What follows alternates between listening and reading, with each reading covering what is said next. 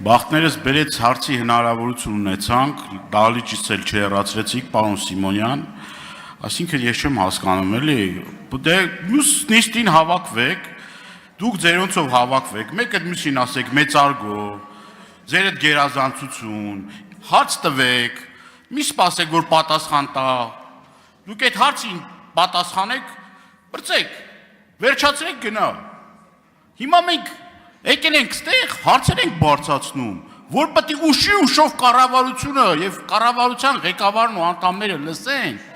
գրի առնեն իրանց մոտ, ասեն, բայց ինչ հարցերա գնանք լա հետամուտ ելնենք տենանք լա, որտեղ այդ ինչ է կատարվում, ինչ կոռուպցիոն մեխանիզմներ է կատարում, ինչ սխեմաներ է կատարում, գործընկերուհիս հարց է տալիս,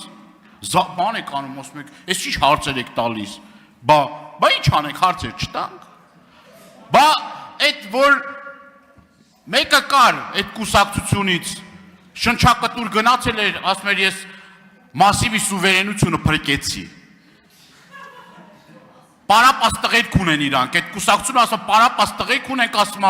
դրա առաջ որ լավ պարապել են, սպասվել են ձերքներս չնկան ասում լավ պարապաս տղեկ ունենք, մենք փրկեցինք ասում նոր-նորքի սուվերենությունը, ծեծի են ենթարկում խոշտանգում, հիմա ասում են կոռուպցիոն, այնտեղ բավականին ռիսկ էր կա,